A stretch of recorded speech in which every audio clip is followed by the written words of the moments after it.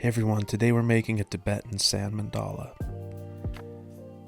I got some small water bottles, some little coffee straws, and I sliced them so I had a little bit of a spout here for this colored sand. And I put some clay around the opening, colored clay, to keep everything maintained. And then I'm just tapping the spout here with a little sculpting tool, so I only get a little bit of sand out, maybe 10, 15 particles per tap. So Tibetan sand mandalas are works of art. They're created to encourage healing, peace, and purification. It's usually a geometric image that represents the universe, and it's usually destroyed after completion. And that's to emphasize the transitory nature of all things in the universe. Nothing lasts forever.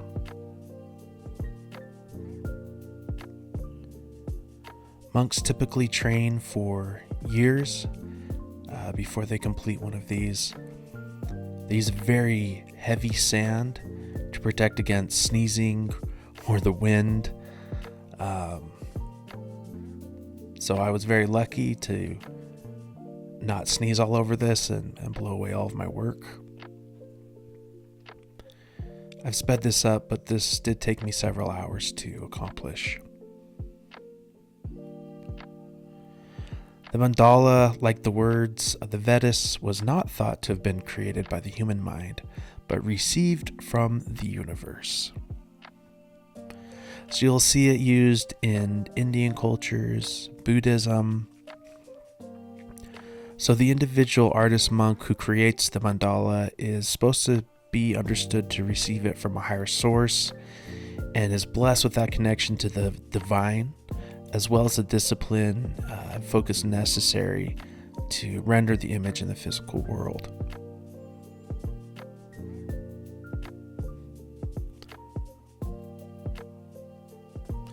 The mandala is thought to be a kind of spiritual mirror, reflecting each viewer's psychological or spiritual state.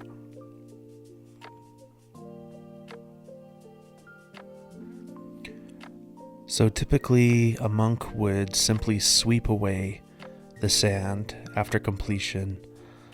I am going to be dumping it into a nearby river. I don't know, it seemed poetic to put it into moving waters that, the river, no part of river is ever the same. It's always moving, it's always flowing.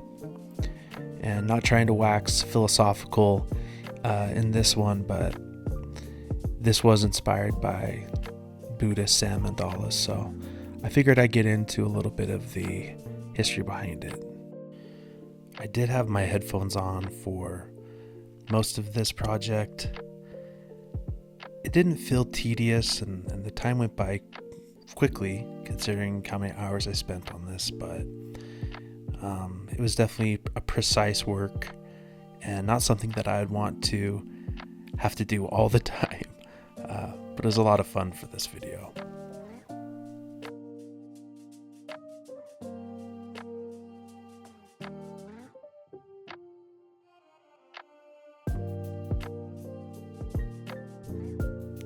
Here's the finished product. Getting ready to sweep it.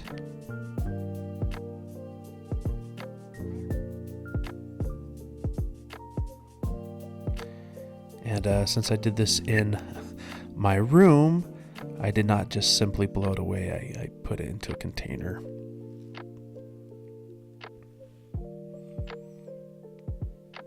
So many hours of work for, an inch of sand. Then I took it to my local river.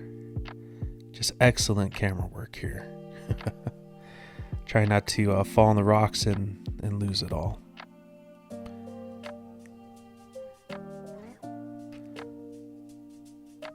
Well, there he goes. A little windy. But now it's back in flow with the river and the universe. Anyway, I hope you enjoyed, and please consider subscribing to Doodle Vibes. And I'll see you next time.